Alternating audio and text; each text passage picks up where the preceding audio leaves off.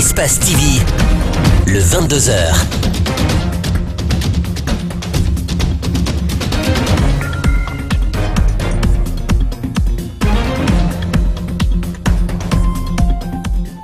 Vous regardez Espace TV, c'est un plaisir de vous retrouver, mesdames et messieurs, bonsoir.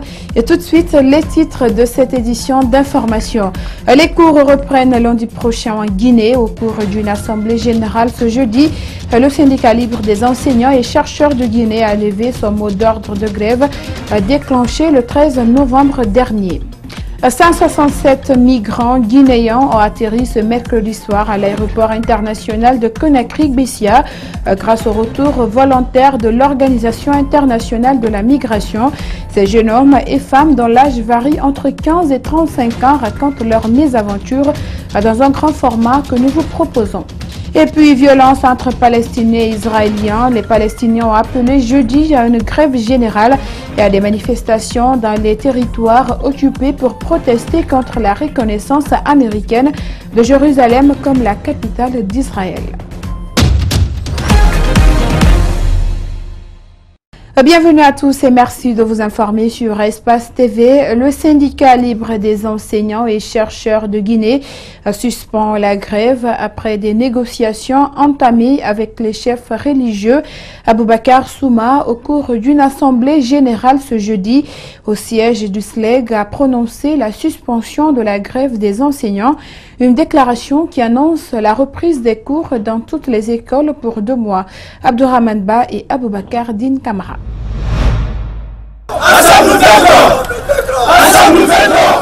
C'est une foule pleine de joie qui retrouve son leader syndical. Attendu au tournant par ses collègues syndicalistes, Aboubacar Souma a un message, celui de la suspension au nom de la grève. Un public massif à l'attente d'une bonne nouvelle, mais sans rien avoir en retour sauf une promesse, celle des religieux qui s'engagent à faire entendre au gouvernement leurs revendications. La grève reste suspendue, mais à la rencontre des religieux, Aboubacar Souma et ses collègues syndicalistes ont posé quelques conditions, notamment la valeur monétaire du point d'indice qui est de 30% et quelques revendications qui sont déjà sur la table de négociation. 1. La valeur monétaire du point d'indice, dont le principe de paiement a été obtenu dans le protocole que nous avons rejeté. Nous avons demandé à ce que ces 40% là, qui étaient déjà perçus, qui étaient déjà avec nous, que nous avons, qui étaient dans nos poches déjà, nous avons déjà commencé à utiliser dans nos familles, que ces 1030 là, que ces 40% là, nous soient payés immédiatement. Merci. Très bien. Bravo.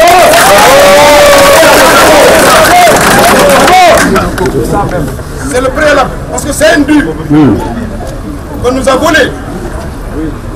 Nous l'avons depuis 2007. Si les syndicalistes ont pris cette décision, c'est pour, disent-ils, montrer leur bonne foi à trouver une issue à cette crise. D'ici 2 mois, s'ils ne trouvent pas de suite favorable, les enseignants vont à nouveau bouder les classes. Et puis cette brève, la grève est donc suspendue, mais à Koundara, c'est un peu comme le médecin après la mort. Ce matin, des élèves sont sortis massivement dans la rue pour protester contre la grève des enseignants. Ils ont pillé la direction préfectorale de l'éducation et ont chassé quelques enseignants qui, selon eux, constituent le véritable problème. Pas de blessés graves, mais plusieurs documents sont détruits, selon une source sûre. Nous y reviendrons.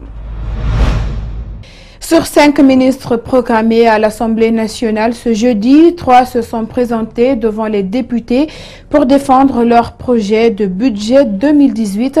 Le ministre de la Sécurité, de la Défense et de l'Enseignement professionnel ont aussi donné des explications sur l'exécution du budget alloué pour l'exercice 2017. Malik Siangana Kamara nous fait le compte rendu.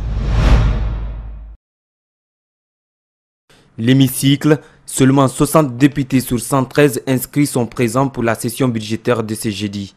Après l'appel nominatif des honorables, le ministre de l'enseignement technique, de la formation professionnelle, de l'emploi et du travail passe devant les élus du peuple pour présenter son projet de budget 2018. Il s'élève à un montant de 206 milliards 819 millions 707 000 francs guinéens contre environ 191 milliards 949 millions 88 000 francs guinéens pour 2017, soit une augmentation de 8%.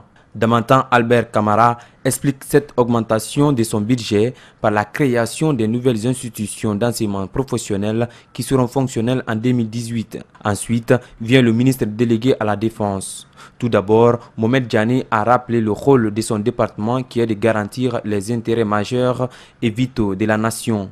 Puis décline sa prévision budgétaire 2018.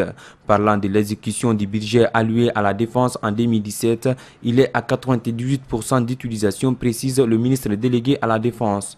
Avant de terminer son exposé, il a attiré l'attention des députés sur l'exécution normale de la loi de programmation militaire. Sans quoi, selon Mohamed Diané, la réforme du secteur de la défense n'atteindra pas les objectifs attendus. Pour finir, c'est le ministre de la Sécurité et de la Protection civile pour défendre son budget de 2018.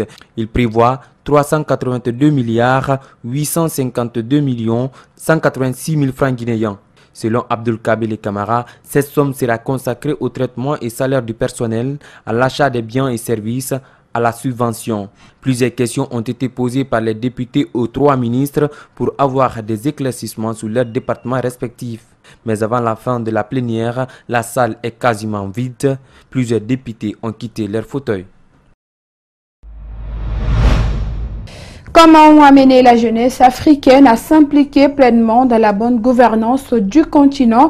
Cette problématique reste la sempiternelle interrogation des jeunes réunis à mouvement associatif et une attention particulière. Ces jeunes abordent la question des TIC dont l'usage est fondamental pour la réussite. Explication Gibril Ba et Ibrahima Souma. Il y a 5 défis contemporains que la jeunesse africaine est appelée à relever. Ces défis sont entre autres l'accès à l'information et de la transparence, les élections et l'éducation. Seuls les outils et concepts technologiques peuvent l'aider à trouver des alternatives. Bon, parce que là, nous voyons comme déjà lutter contre la corruption, lutter contre d'autres pratiques dont le pays est victime. Donc l'utilisation, nous voyons déjà que c'est un pouvoir actuellement de ce millénaire. Les jeunes Africains ne manquent pas d'initiatives pour résoudre les maux de leur continent, mais ces efforts nécessitent des appuis des Occidentaux qui estiment que la bonne collaboration avec l'Afrique obéit à l'enracinement des valeurs telles la démocratie et la transparence. Nous avons suivi des formations sur la bonne gouvernance, sur comment lutter contre la corruption et comment encourager ou susciter l'engagement des jeunes dans des différentes activités, tant au niveau des pays, au niveau des internationales, afin de s'adonner pour mieux réaliser les défis qui nous assaillent. Sous peu, des organisations de la société civile comme celle-ci doivent renforcer la capacité de 1026 jeunes leaders pour participer au contrôle citoyen de l'action publique à travers l'utilisation des nouvelles technologies de l'information et de la communication. Et parlant toujours de la bonne gouvernance, la Guinée s'est dotée d'une nouvelle loi anti-corruption, ceci après avoir ratifié plusieurs conventions et traités internationaux. Je vous propose de suivre un militant contre la corruption qui parle des démarches d'une telle initiative. Vous savez, il y a un adage qui dit qu'une loi, ça ne s'use que si l'on s'en sert. Donc, comme vous avez dit, il va falloir qu'à l'intérieur, tous les chapitres que vous avez, qu'on puisse voir dans quelle mesure la corruption dans le secteur public, la corruption dans le secteur privé, la coopération internationale, les moyens de lutte, il va falloir mettre tout cela à l'épreuve. À l'intérieur de la loi, par exemple, vous avez déjà un des articles de la Constitution qui a été repris. C'est la déclaration des biens par les hauts fonctionnaires. C'est-à-dire que lorsque vous arrivez à un haut poste, vous êtes tenu de déclarer vos biens. Et vous avez à l'intérieur aussi aujourd'hui la protection de la presse. Il y a beaucoup d'articles à l'intérieur. Il va falloir, comme je vous ai dit, dans l'usage, que l'on mette tout cela à la pratique. Autre fait marquant de l'actualité, la communauté ivoirienne en Guinée est en deuil suite à la mort d'un étudiant qui aurait reçu une balle dans la tête ce mercredi. L'acte s'est passé à Amdalaï, dans la commune de Ratoma. Ce jeudi, le corps du jeune a été admis à la morgue de l'hôpital Ignace Dine. Le rapport de l'autopsie qui pourrait élucider les conditions du décès n'est pas encore disponible. Makisso et Yacouba Traoré étaient à la morgue avec la communauté ivoirienne. Reportage. Ulrich Yoboé Junior, c'est le nom du jeune étudiant qui a été tué ce mercredi à Conakry. Pour l'instant, aucune information sur l'autopsie n'a été dévoilée par les médecins légistes. La présidente de la communauté ivoirienne en Guinée déplore. Je tiens à préciser une chose, il n'était pas dans les manifestations, il était chez lui à la maison, il était dans sa chambre quand il a reçu la balle. Et à ce jour d'aujourd'hui, nous avons 2 cas de décès distincts. La semaine dernière, nous avons perdu un compatriote qui a été percuté par un véhicule, qui est mort sur le champ. Et hier encore, nous avons un étudiant qui est tombé pendant qu'il était dans sa chambre. Et nous avons 2 corps sous la main en ce moment au sein de notre communauté. Et c'est une situation très difficile pour nous. Yoboé Achu Junior, 23 ans, était étudiant qui passait pour la 6e année médecine à l'université Gamal Abdel Nasser de Conakry. Ses camarades de promotion sont sous le choc. Ils demandent que justice soit faite. On ne va pas se laisser avoir comme ça. L'affaire, on est en train de voir, ça traîne. On nous dit que l'autopsie, le résultat, on verra cela que dans 2-3 jours, mardi ou mercredi, c'est long. On ne peut pas dormir. On l'a assassiné. Donc on veut voir l'assassin. Actuellement, l'assassin serait quelque part en train de se reposer tranquillement. On ne veut plus voir ça. Et peut-être qu'il va faire encore d'autres victimes, on ne sait pas. Donc il faut qu'il soit arrêté le plus tôt que possible. Aujourd'hui, il y a des gens qui ont des armes et ils s'en servent comme ils veulent.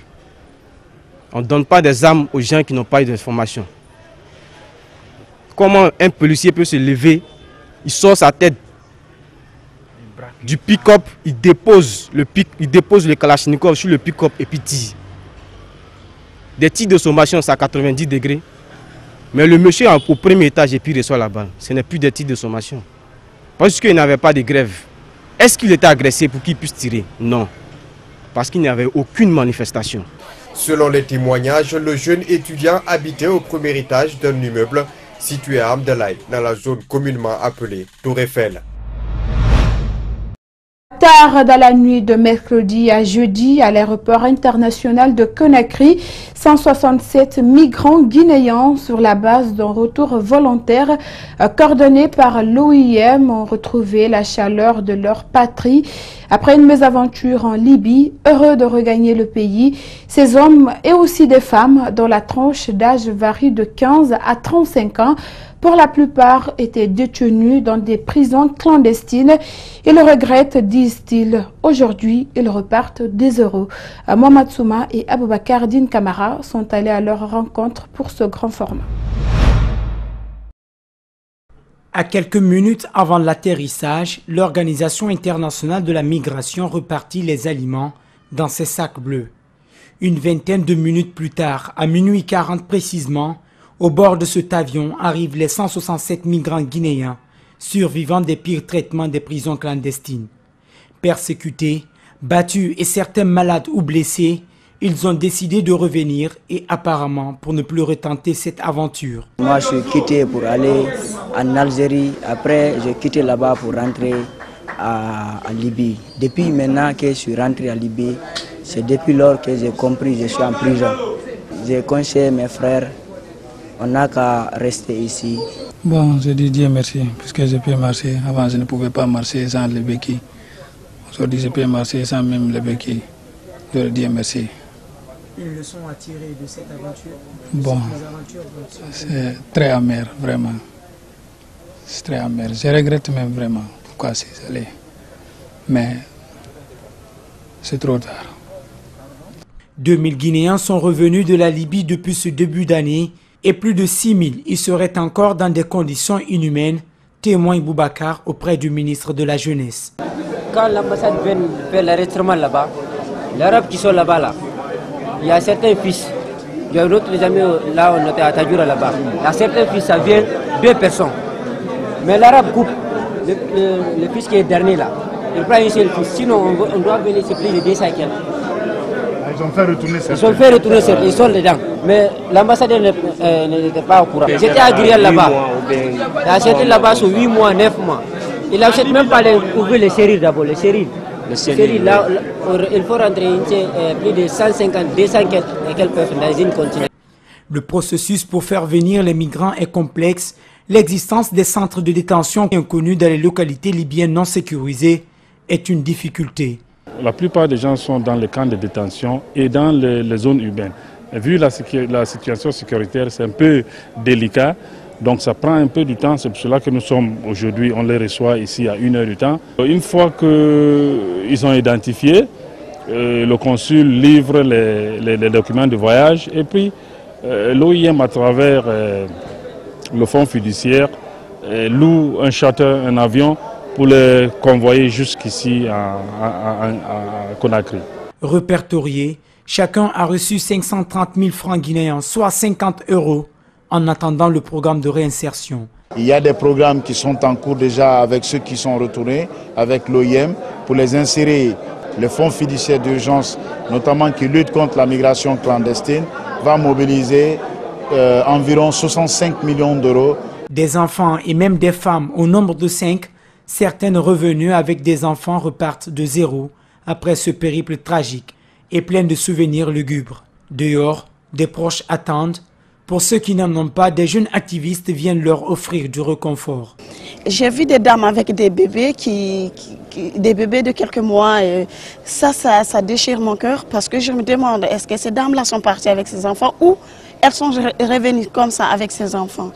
Donc je suis vraiment touchée. Financées par l'Union européenne à travers le Fonds fiduciaire d'urgence pour l'Afrique, ces opérations de rapatriement devraient continuer dans les semaines à venir. Les opérateurs économiques réclament l'ouverture d'une enquête sur l'enlèvement de l'âge Doura Bindi. Ils sollicitent également la sécurité des commerçants et leurs biens. C'est à l'occasion d'une visite du président du patronat guinéen chez l'homme d'affaires, l'âge Ousmane Baldé, dit Saint-Loi, Al-Sénébari, Abou Korea Kourma.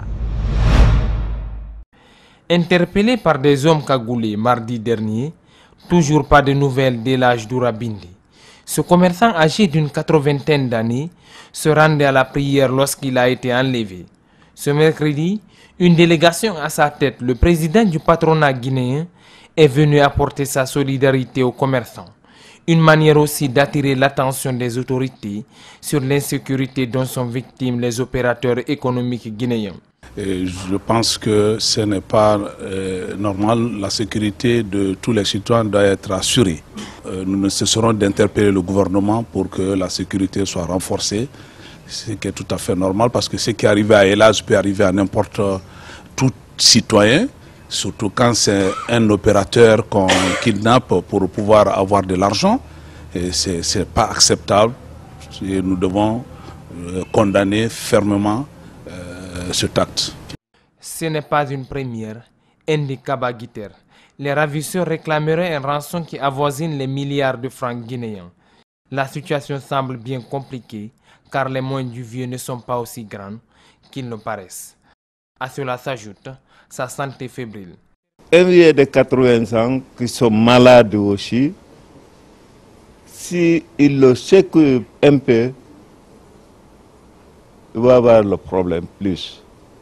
En même temps, je peux vous dire, ces vieux retraités qui sont rien, peut-être sauf le vieux construction, qui sont. S'ils sont demandés ces gens-là l'argent, c'est pour dire que le vieux va rester là-bas. On ne souhaite pas que quelque chose lui arrive. Selon le site Africa Guinée, Elage Doura serait parvenu à entrer en contact avec les membres de sa famille. Il a indiqué qu'il se portait bien et que ses ravisseurs les rappelleront dans les jours à venir. La structure Nord-Sud de communication a tenu ce jeudi un point de presse. Objectif, faire le point sur la célébration du baptême de feu de la structure prévue le 25 décembre prochain à Conakry. Mariam Fodé Camara et Aliouba. Créée depuis 2013, la structure Nord-Sud Communication évolue dans la prestation événementielle, la formation et la production audiovisuelle. Cette initiative de jeunes Guinéens a pour objectif de faire de Conakry la capitale africaine du showbiz. On avait estimé qu'on n'avait pas l'expérience suffisante pour se targuer d'être promoteur culturel. Ce n'est pas notre apanage. Donc on a fait nos armes. Aujourd'hui, on a décidé de pouvoir nous-mêmes ouvrir une agence, contribuer à la bonification de ce qui se fait déjà. Nous sommes dans un esprit assez généraliste. L'objectif de Nord-Sud Communication, c'est de faire de Conakry la capitale africaine du showbiz. Attachée à l'émancipation de la femme, la structure Nord-Sud Communication entend magnifier la femme guinéenne, d'où le choix de l'artiste ivoirienne José, l'avocate de la gente féminine, pour un concert semi-live. Et José vient pour les femmes, vous l'avez entendu sur sa page officielle, elle vient pour magnifier la femme guinéenne, la femme africaine, la bravoure de la femme. Ce sera un concert semi-live comme on l'a dit. Elle vient avec une délégation de 5 personnes, donc je pense qu'il n'y a pas d'autre particularité en dehors de ce qu'on vient de dire et qu'on souligne. C'est le concept de l'événement, hommage à la femme guinéenne et à la femme africaine. Donc ce sera un concert semi-live. José partagera la scène le 25 décembre prochain avec Radi Diop qui n'a pas manqué d'exprimer sa joie. Moi à la base, José, j'écoute beaucoup José, je l'aime bien, j'ai commencé à voir José depuis très longtemps, voilà, et c'est un honneur de partager la scène avec elle, surtout en honorant la femme, surtout que nous on est tout en train de se battre pour que la femme s'impose comme il faut. Rendez-vous donc le 25 décembre au Palma Kamayan. Et c'est ce qui met fin à cette édition d'information réalisée par toute l'équipe d'Espace TV. Merci à tous de l'avoir suivi et l'info continue sur notre site web www.espacetvguinée.info et bonsoir.